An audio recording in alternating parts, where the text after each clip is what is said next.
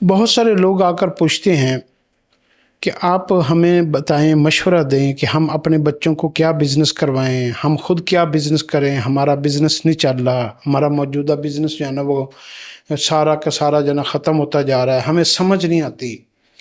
तो मैं आपको आने वाले मुस्तकबिल के जो अच्छे बिज़नेस है ना, मैं उनकी आपको एक लिस्ट देता हूँ और वो आप ज़हन में रख लें कि आने वाले वक्तों में जो लोग इन बिजनेसेस में आ गए तो वो अपने फ्यूचर को सेव कर जाएंगे। उसमें सबसे पहला बिजनेस जो है ना वो है, अगर प्रोडक्ट का अगर आप कोई बिजनेस करना चाहते हैं ना, कि कोई चीज़ बना कर बेचना चाहते हैं, कपड़ा है, जूते हैं, ज्वेलरी है, कॉस्मेटिक्स है, पर्सेस हैं, कोई भी प्रोडक्ट है, खाने पीने की हो, पहनने की हो, ओढ़ने की हो, इस्तेमाल वाली हो, तो आप ई कॉमर्स की तरफ जाएं। आप क्या करें, आप सबसे पहले एक कंपनी अपने रजिस्टर्ड करवाएं ई कॉमर्स के अंदर। रजिस्टर्ड करवा के तो फिर आप दो लड़के आप अपने पास रखें, एक सोशल मीडिया को समझता हो, डिजिटल मार्केटिंग को समझता हो, वो आपको 30-40 हज़ार रुपये के ऊपर लड़का आराम से मिल जाएगा। तो आप एक सोशल मीडिया वाला वो रख लें, एक आप रख लें, एक अपनी वेबसाइट बनवाएं। वेबसाइट बना के कंपनी की, तो उसके अंदर आप अपने प्रोडक्ट की तस्वीरें लगाना शुरू कर दें। वेबसाइट को और अपने सोशल मीडिया के जितने भी आपके पेजेस हैं, मिसाल के तौर पर फेसबुक है, इंस्टाग्राम है, टिकटॉक है, या यूट्यूब चैनल भी आप साथ बना लें और वेबसाइट बना लें। तो ये 5 चीज़ें बनाने के बाद कंपनी आपने रजिस्टर्ड करवा ली, ये 5 चीज़ें आपने डिज़ाइन कर ली। इन 5 चीज़ों के ऊपर आपने अब मुकम्मल होने के बाद आपने एक लड़का आपने सोशल मीडिया वाला रख लिया, डिजिटल मार्केटिंग वाला, और एक आप रख लें एसईओ वाला, जो आपके इन सोशल मीडिया को गूगल के ऊपर और क्रोम के ऊपर और सारे जितने भी सर्च इंजन्स हैं, जितने भी सर्च इंजन्स हैं, उन सर्च इंजन के ऊपर इसकी कैटेगरी को, इसकी रैंकिंग को अपग्रेड करें। तो उसके वो आप एसईओ वाला एक बंदा रख लें। आजकल फीमेल भी मिल जाती हैं, 30 से 35 हज़ार रुपये में आपको एसईओ वाला बंदा मिल जाएगा। 30-35-40 हज़ार में आपको डिजिटल मार्केटिंग वाला बंदा मिल जाएगा। एक आप रख लें बंदा जो आपको फ़ोटो शूट करना जानता हो और आपकी फ़ोटोग्राफी और वीडियो और रील्स बनाना जानता हो, तो वो आप वीडियो एडिटर भी साथ अगर उसको काम आता हो तो सोने पे सुहागा हो जाएगा। तो आप अपने प्रोडक्ट कोई भी आप बाज़ार से क्या करें, आप बाज़ार से 5 लाख रुपए का इकट्ठा सामान ले आएँ, 10 लाख का ले आएँ, 50 लाख का ले आएँ, जितने आपके पास सरमाया है। तो शुरू में अगर आपने छोटे लेवल के ऊपर काम करना है तो ये सारे काम आप खुद भी कर सकते हैं। तो लेकिन अगर आपने इसको एज ए प्रोफेशनली अडॉप्ट करना है तो फिर आप ये साथ टीम के लोग भी आप हायर कर सकते हैं।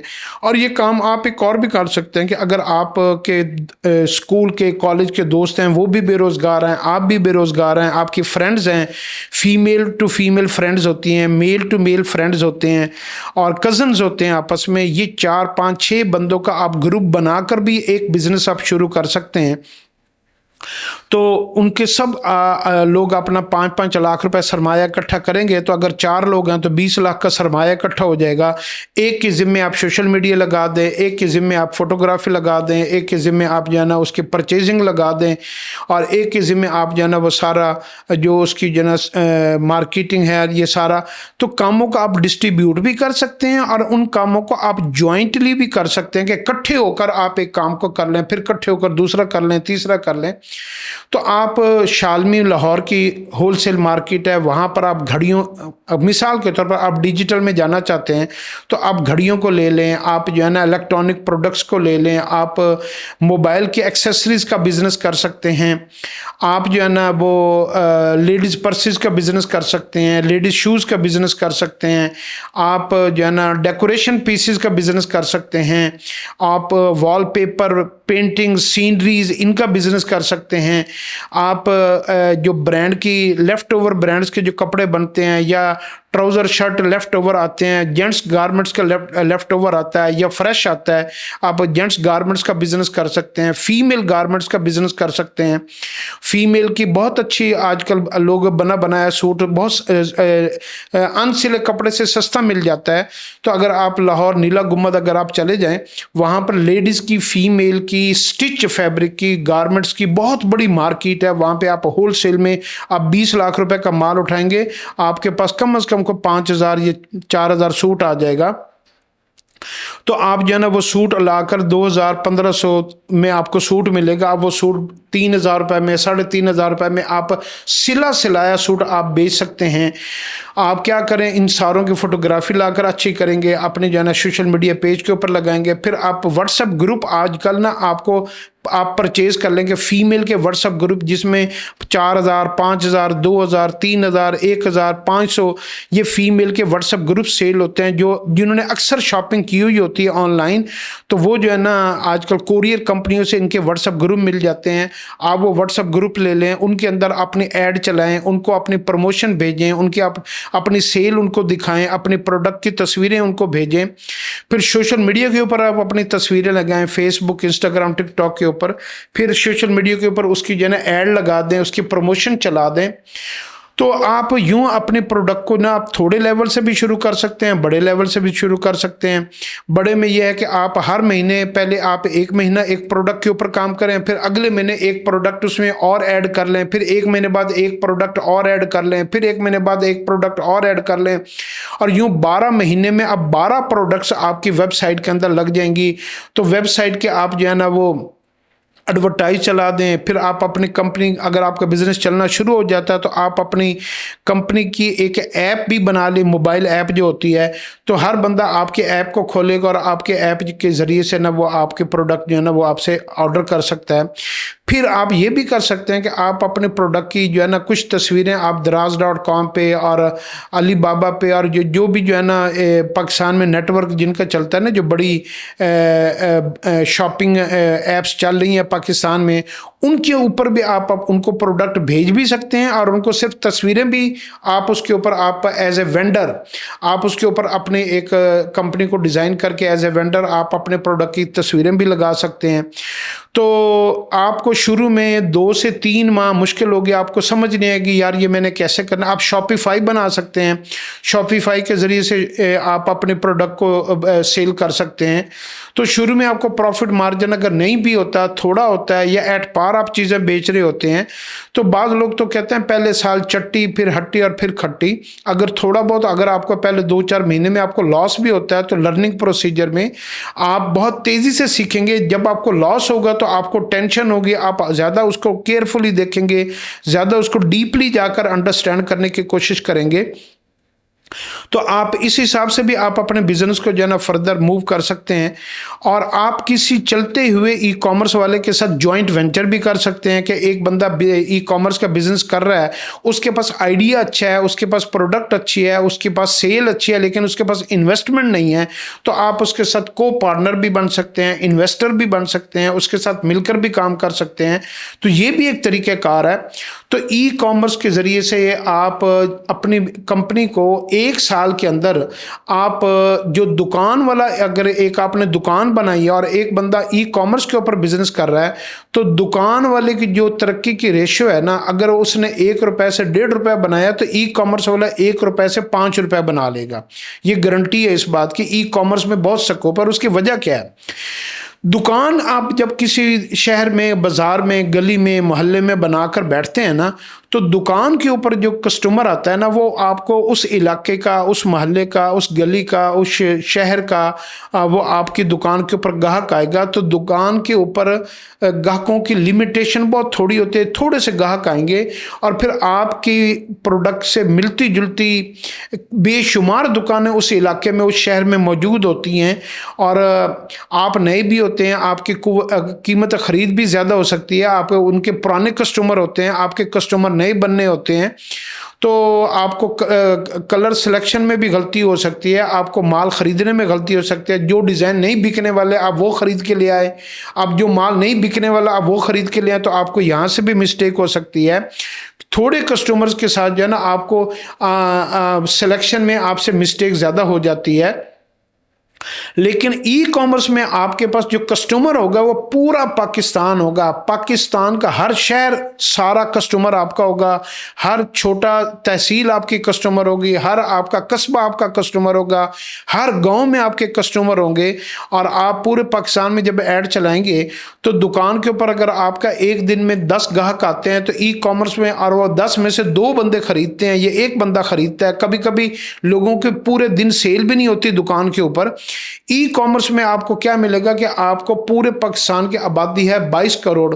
22 करोड़ का अगर आप 0.00001% भी अगर आपको कस्टमर मिला तो आपको जो है ना महीने में 2000 3000 कस्टमर मिल जाएगा, आपके ऑर्डर बढ़ जाएंगे। फिर इसमें सबसे बड़ा फायदा ये होगा कि आपको दुकान का रेंट नहीं देना पड़ेगा। आपको जो है ना वो ये नहीं होगा कि आपने सुबह 9 बजे 8 बजे दुकान खोलनी और रात के 11 बजे तक दुकान आपने खोल कर बैठना है। उस हेडेक से आप बच जाएंगे। आपने घर के अंदर, आपने कोई दफ्तर में, कोई आपने छोटा सा वेयर हाउस लेकर वहां पर अपने घर के एक कमरे में, घर के एक पोर्शन में, ऊपर वाले पोर्शन में आप ये काम शुरू कर सकते हैं। आप देखें कितनी फीमेल हैं और वो जो है ना अपने घरों में जो है ना शादीशुदा हैं, बच्चों वाली हैं, और उनका मियाँ कहीं पे काम करता है, ये जॉब करता है। तो उन्होंने क्या किया, उन्होंने होलसेल मार्केट, फैसलाबाद की घंटा घर के इर्द गिर्द होलसेल मार्केटें हैं, लाहौर में है, कराची में है, पिंडी में है। तो वो होलसेल मार्केटों से जाकर वो चीज़ लेकर आते हैं या फिर उनके कॉन्टैक्ट से लेकर आती हैं, उनके प्रोडक्ट की डिटेल लेके आती हैं। वो फिर उनको व्हाट्सएप के ऊपर अपनी नई नई प्रोडक्ट जो है ना उसकी तस्वीरें भेजते रहते हैं। सबके साथ वो कनेक्शन में आ जाती हैं। 2 4 6 महीने बाद उनसे माल वो खरीदते रहती हैं। और यूं जो है ना वो फीमेल जो है ना उनसे एक तो उनको चीज़ सस्ती मिलती है, फिर उनके पास मल्टी वैरायटी उनके पास हो जाती है। और वो कराची के कस्टमर्स का रेट भी उनके पास होता है, लाहौर के भी दुकानदारों का रेट उनके पास होता है, इस्लामाबाद पिंडी का भी रेट होता है, फैसलाबाद का भी रेट होता है। तो वो फिर देखते हैं कि कौन सा रेट बेहतर है, वहाँ से वो परचेज कर लेते हैं। तो होलसेल मार्केटों में कॉन्टैक्ट में रहने से ये भी फ़ायदा हो जाता है। फिर इस तरीके से आप इम्पोर्टर को भी ढूंढ सकते हैं कि यार ये जो पर्सेज हैं, ये जो ज्वेलरी है, ये जो कॉस्मेटिक्स है, या ये जो कोई प्रोडक्ट है, ये चाइना से या कोई बाहर के मुल्क से जो बंदा इंपोर्ट कर रहा है वो इंपोर्टर कौन है। आप इंपोर्टर से डायरेक्ट भी परचेज कर सकते हैं, आप होलसेलर से भी ले सकते हैं। तो आप अगर आपकी कैपेसिटी, आपका बिजनेस बढ़ गया, तरक्की कर गया, तो आप खुद भी उसको इंपोर्ट कर सकते हैं। एक कंटेनर आप 2 4 5 10 मुख्तलिफ लोग जो इंपोर्ट करना चाहते हैं, आप 4 5 लोग मिलकर ज्वाइंटली भी एक कंटेनर इंपोर्ट कर सकते हैं। तो ये सारी सर्विसेज फैसलाबाद में, पाकिस्तान में, पूरी दुनिया में इस वक्त मौजूद हैं। आप जब इनको इसके ऊपर वर्किंग करेंगे, पूछना शुरू करेंगे, होलसेल मार्केट में जाएंगे और जो है ना वो इंपोर्ट मार्केट में जाएंगे, तो वहाँ से आप इंफॉर्मेशन लेंगे। क्लियरिंग एजेंट से पूछें, क्लियरिंग एजेंट आपको बता देंगे जो कस्टम ड्राई पोर्ट होती है और सी पोर्ट होते हैं, यहाँ के जो लोग कंटेनर कस्टम में जो बाहर से आते हैं उनको क्लियर करवाते हैं, उनको कस्टम क्लियरिंग एजेंट कहते हैं। वो भी आपको इसकी इंफॉर्मेशन दे देंगे। तो यूं जो है ना आप ई कॉमर्स के बिजनेस में आप पेनिट्रेट हो जाएंगे। और यूं आपकी प्रोडक्ट अगर एक साल में 12 प्रोडक्ट हो गई हैं, तो अगर आप 5 साल लगाएंगे तो 5 साल में आपकी 60 प्रोडक्ट्स हो जाएंगी। तो फिर अगर 1-2 प्रोडक्ट की अगर किसी महीने में सेल कम हुई है तो बाकी प्रोडक्ट आपके मार्जिन को जो है ना वो बूस्ट कर देंगी। फिर आप महसूस करेंगे कि यार आपने ये काम पहले क्यों ना शुरू किया। मैं कुछ ऐसे लोगों को जानता हूं जिनके टेक्सटाइल मिलें थी, उन्होंने अपने मिलें बंद करके तो उन्होंने अपनी उनकी बीवियों ने, उनकी बेटियों ने, उनकी जो है ना फैमिलीज ने ऑनलाइन लेडीज ब्रांड के प्रोडक्ट उन्होंने ऑनलाइन बेचना शुरू कर दिए। तो उन्होंने मिलें बंद कर दी, इतनी उनकी सेल हुई और वो जो है ना ऑनलाइन सेल कर रहे हैं। ऑनलाइन में जो है ना आपकी हैसल कम हो जाती है। हाँ, उसमें रिटर्न भी है, उसमें जो है ना कुछ प्रॉब्लम होते हैं, ये नहीं होता कि सारे ही उसमें फ़ायदे हैं। आपकी प्रोडक्ट जो है ना उसमें रिटर्न भी हो सकती है, कस्टमर लेने से इनकार भी कर सकता है, कोई डैमेजेस भी हो सकता है। लेकिन वो आप अपने एक्सपेंसेस के अंदर 5% 10% अपने रिटर्न, जब आप लॉस एक्सपेंसेस डालते हैं तो आप उसमें अपने प्रोडक्ट की जब आप प्रॉफिट कैलकुलेट कर रहे होते हैं तो इन सारी चीज़ों का उसके अंदर आप मार्जिन रख सकते हैं कि ये भी लॉस हो सकता है, ये भी हो सकता है। अनफोर्सीन मिस हैप्स जितने भी होते हैं वो सारे आप उसमें एडअप कर सकते हैं अपनी कॉस्ट के अंदर, ताकि आपके मार्जिन ऑफ प्रॉफिट में कोई कमी ना हो।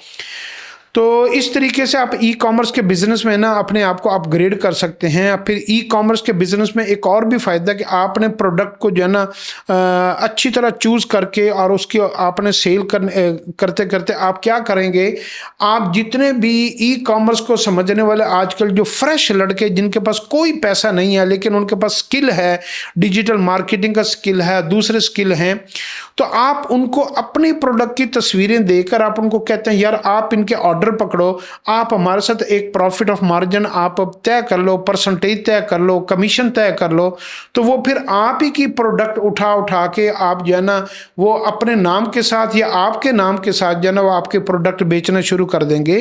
तो ये एक ई कॉमर्स का एक बहुत अच्छा प्रोफेशन है। इसको आप यूट्यूब के ऊपर अच्छी तरह इसकी मल्टीपल 20 30 40 वीडियोस को देखें। फिर आप किसी ई कॉमर्स वाले के पास जाकर उसके दफ्तर में बैठें, जो लोग ई कॉमर्स का बिजनेस कर रहे हैं उनसे खरीदने के बहाने आप कोई ना कोई आपकी फैमिली में इर्द गिर्द अब सोसाइटी में बहुत सारे लोग ई कॉमर्स का बिजनेस कर रहे हैं, घरों में बैठे फीमेल कर रही हैं। अगर एक फीमेल इस बिजनेस को अंडरस्टैंड कर सकते हैं तो आप कैसे नहीं अंडरस्टैंड कर सकते।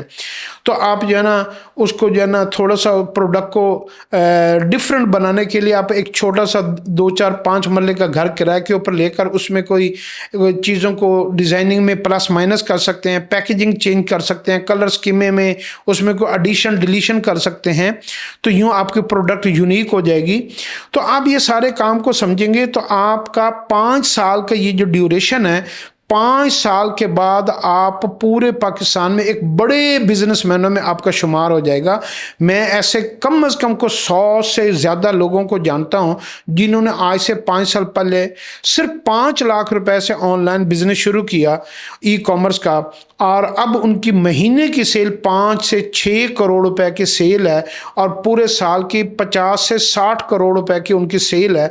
अगर उनका 10% भी अगर आप प्रॉफिट लगाएं, 5% भी लगाएं, तो वो 5 करोड़ रुपया जो है ना वो 10% बनता है और 2.5 करोड़ रुपया 5% बनता है। तो 2.5 करोड़ महीने साल का वो अगर कमा रहे हैं तो बहुत हैंडसम अमाउंट है। 50-60 लाख रुपए साल का खर्चा होता है घर का और बाकी सारी 2 करोड़ रुपए की सेविंग आ जाती है। तो यूं अपनी फिजिबिलिटीज बनाएं और इस तरह की अपॉर्चुनिटीज को ज़ाया ना होने दें और इसके ऊपर आप वर्किंग करें। पेरेंट्स को भी चाहिए वो बच्चों के साथ मिलकर ई कॉमर्स के अंदर रिटायर हो गए तो बच्चों के साथ दें। घर की सारी फैमिली भी इसमें इन्वॉल्व हो सकती है। बीवी को एक शोबा दे दें, बेटे को एक दे दें, बाप को एक दे दें और जो है ना ये सारे मिलकर भी एक टीम बन सकते हैं।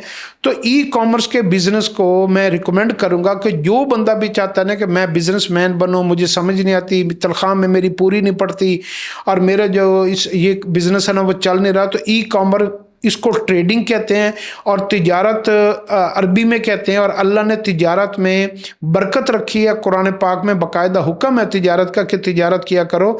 हमने रिस्क के 100 में से 99 हिस्से रिस्क के अल्लाह ने तिजारत के अंदर रखे हैं। तो आप ई कॉमर्स में आएँ और ई कॉमर्स को एज ए प्रोफेशन अपनाएं। हमारा पास एक बिजनेस है, वर्क स्पेस है, यहाँ पर हमारे पास मोर देन 40 के करीब कंपनीज बैठी हुई है ई कॉमर्स वाली। आप यहाँ पर ऑफिस लें या कहीं पर भी ऑफिस लें, यहां पर आपको टीमें मिल जाएंगी, यहां पर आपको डिजिटल मार्केटिंग वाले मिल जाएंगे, यहां पर आपको एसईओ वाले मिल जाएंगे, वेबसाइट बनाने वाले मिल जाएंगे, ऐप डेवलपर मिल जाएंगे, आपको आपके बिजनेस को आपको गाइडलाइंस देने वाले मिल जाएंगे। बहुत सारी चीज़ें आप हमारे पास दफ्तर लेके आप यहां बैठकर इन लोगों से भी काम करवा सकते हैं और यहां इन लोगों से सर्विसेज लेकर अपने घर में भी ये बिजनेस कर सकते हैं। लेकिन अगर आप मार्केट में बैठकर लोगों के साथ इंटरेक्शन में बैठकर काम करेंगे तो आपकी ग्रोथ की जो स्पीड है वो बढ़ जाएगी। तो ये मेरा मशवरा है कि ई कॉमर्स जो है ना इस वक्त का, फ्यूचर का, आने वाले वक्तों का फॉर एवर ना खत्म होने वाला बिजनेस है। आने वाले वक्तों में आप देख लीजिएगा 5-10 साल बाद ये प्लाजों के शॉपिंग मॉल बड़े बड़े ये सब खत्म हो जाएंगे या कम से कम हो जाएंगे। मेन बिजनेस जो है ना वो ऑनलाइन रह जाएगा। हर औरत रात को जब फारिग होकर बैठती है तो वो मोबाइल को देखते हैं, इंस्टाग्राम के ऊपर अपनी पसंद के सूट वो देखती है, फिर वो उनमें से पसंद उसके पास बड़ी वैरायटी आ जाती है। वो 10 20 30 40 50 100 दुकानों के ऐप्स खोलती है, उसके अंदर जाकर उनकी वेबसाइटों में उनकी डिज़ाइनिंग देखकर, उनकी जो है ना प्राइसेस देखकर उसको जो है ना चूज़ करने में आसानी हो जाती है। तो आपका कस्टमर रात में बहुत होता है। तो आप ये इस तरह अपने बिजनेस को जो है ना आप इसका नया स्टार्ट करें, ई कॉमर्स की तरफ जाएं। ई कॉमर्स के ऊपर चाहे जितना भी टैक्स लग किया है, जो भी आपको यूँ समझ 4% अभी तक टैक्स लगा है, जो बाकी ये जो 18% वाला है ना, जो नया बिजनेसमैन है जिसकी सेलें कम है उसके ऊपर 18% कोई सेल टैक्स नहीं है, ये ज़हन में रख लीजिएगा। जितना भी कॉटेज इंडस्ट्री वाला बिजनेस होगा, जो बिजनेस शुरू करने वाले लोग हैं, उनके ऊपर 18% नहीं है, उनके ऊपर 4% ही है। तो आप ये टैक्स देकर अपने आप को रजिस्टर्ड करवाएं, कानून की पासदारी करें, बिजनेस के अंदर एंटर हों। बहुत अपॉर्चुनिटीज़ हैं पाकिस्तान में। अभी पूरे 100 में से ना ओनली 4 to 5% बिजनेस ऑनलाइन हुआ है, ई कॉमर्स की तरफ लोग गए हैं। बाकी अभी 95% बिजनेस प्रोडक्ट्स का जो है ना वो ई कॉमर्स की तरफ अभी जाने वाला है, ऑनलाइन अभी होनी है। और उसमें अब आप देख लें 95% अपॉर्चुनिटी अभी मौजूद पड़ी है।